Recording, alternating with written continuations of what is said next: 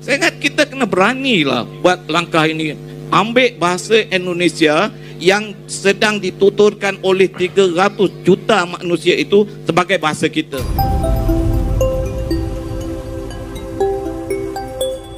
Halo guys, ketemu lagi guys. Kali ini saya ingin mereaksi satu video miliknya Tren Publika ya guys ya. Ini di video ini ada hal yang sangat menarik ya dan bikin penasaran. Di sini ya, Profesor Malaysia mengatakan bahwa Indonesia memang sebut kita maling.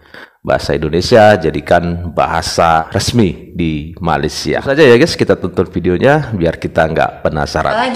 Kali ini kita akan membahas bahasa Indonesia dan bahasa Melayu Malaysia.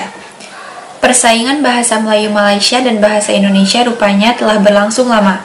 Para pemimpin dan tokoh Melayu Malaysia umumnya bersikap amat ideologis dan berusaha mempertahankan kemelayuan. Tapi kalangan penulis dan sastrawan Malaysia tampak lebih realistis. Sebab tanpa melibatkan Indonesia, maka pasar buku dan karya sastra Melayu Malaysia sesungguhnya amat kecil. Ada video menarik mengenai hal ini. Yuk kita simak ya.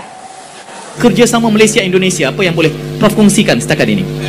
Dan saya lihat bahawa hubungan Malaysia-Indonesia dari segi sastra itu sudah jauh ke belakang dibandingkan 40 tahun lepas.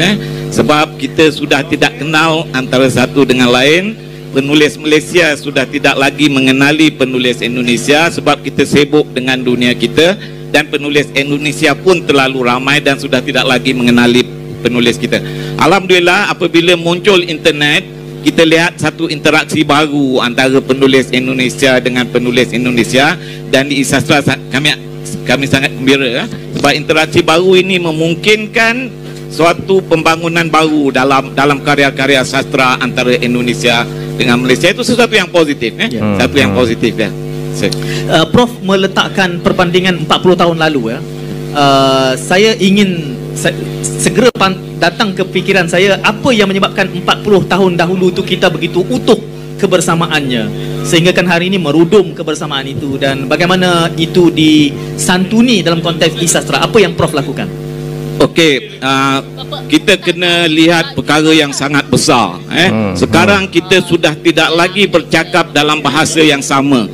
Orang Indonesia sudah tidak membeli buku Malaysia kerana mereka tidak faham. Saya buat buku novel saya Meja 17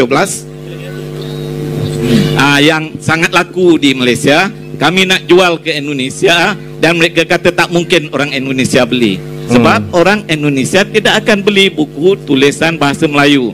So kami terbitkan versi Indonesia. Kami tubuhkan sebuah syarikat di Indonesia, Isastra Management Enterprise di Jakarta, dan kami terbitkan buku ini Meja 17, dan ini dijual di Indonesia, dan alhamdulillah orang Indonesia kata kita boleh beli sebab ini bahasa Indonesia. Saya kata di Malaysia tidak ada problem sebab orang Malaysia boleh baca buku Indonesia. Tapi sebab itu sekarang Isastra sudah mula pergi ke Indonesia. Kami bertemu orang Indonesia yang nyata baik-baik, walaupun di internet dia kata. Sebentar guys, tak potong dulu sebentar ya, sebentar. Ya di situ kan jelas kelihatan ya, kita nggak ngerti. Orang-orang Indonesia itu pasti nggak paham dengan tulisan-tulisan mereka, bahasa mereka, ya kan? Maksud tujuan kata-kata mereka itu apa? Kan kita harus benar-benar mencerna dulu nih, tujuan dia itu apa sih bicaranya, ngomongnya itu ngomong apa sih dia. Kita kan harus menerka-nerka dulu, ya kan? Kami bertemu orang Indonesia yang nyata baik-baik, walaupun di internet dia kata orang Malaysia ni maling lah, orang Malaysia ni perampok lah kan. Tapi bila kita berjumpa orang Indonesia, mereka memang baik-baik, dan kami terbitkan satu buku. Sekarang kami works on karya bersama seperti yang saudara Melati buat. Misalnya ini sebuah buku, ada 25 sajak saya di dalam buku ini, dan setiap sajak itu diulas oleh penulis Indonesia, termasuk Jokpin, yang pemenang sekarang, pemenang Sea Right Award yang terbaru, Jokpin. Kita ada banyak penulis-penulis Indonesia yang terkenal, mungkin kenal nama. Jadi kita buat satu buku yang kita panggil milik bersama. Karya itu bukan orang Malaysia saja, tapi orang Indonesia juga menulis. Dan kami merancang barangkali kami nak buat buku yang serupa, sajak-sajak orang Indonesia diulas oleh orang-orang Malaysia. Kami juga buat satu buku ini, buku Malaysia, ditulis oleh saudara Nimo S yang muda-muda ni kenal saudara Nimo S TY, tapi kami terbitkan di Indonesia dan edarkan ke masyarakat Indonesia demi memperkenalkan penulis-penulis kita kepada Indonesia. Okey, begitu. Begitulah guys pandangan penulis dan penerbit buku dari Malaysia. Masalah bahasa tetap menjadi persoalan utama karena bagaimanapun bahasa Malaysia dan bahasa Indonesia berbeda.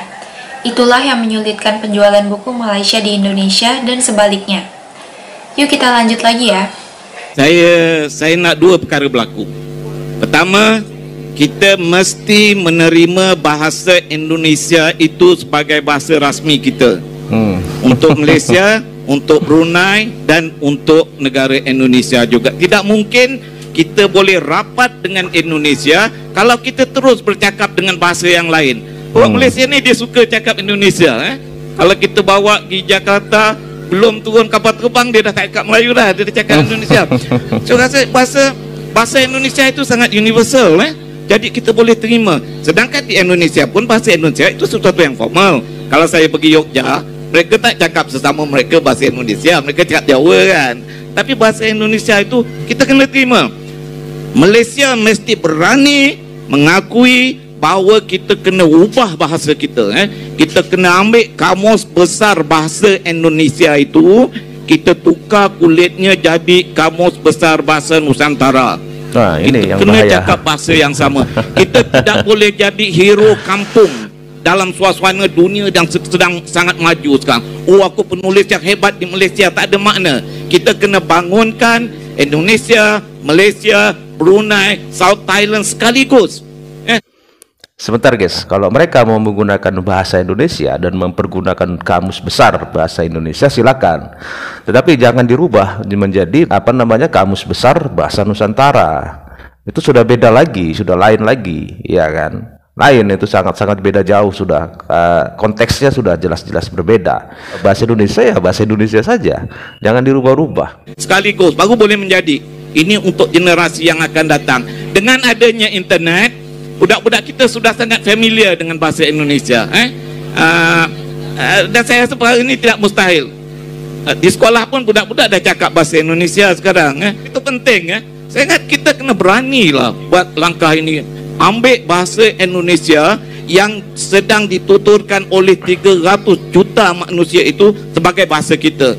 Orang kata mana identiti kita? Forget about identity. Ini dunia yang sangat besar sekarang. Dunia sudah merasa tersanjung juga ya kalau misalnya mau seperti beliau tadi sampaikan gitu loh, bahwa bagaimana kalau mereka belajar bahasa Indonesia gitu kan.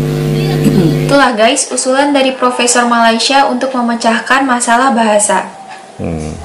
Dalam hal ini memang terserah Malaysia apakah mereka mau menggunakan bahasa Indonesia atau tetap bahasa Melayu. Sebab masalah bahasa juga menyangkut identitas negara. Terima kasih sudah menonton sajian kami. Sampai jumpa lagi.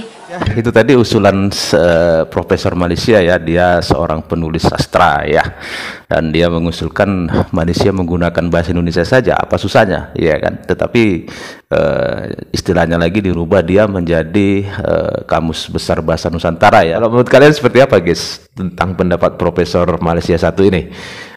Kasih komentar ya, dan terima kasih sudah menonton. Semoga video ini bermanfaat. Sampai ketemu lagi di video-video selanjutnya. Tetap semangat, salam sukses buat kita semua.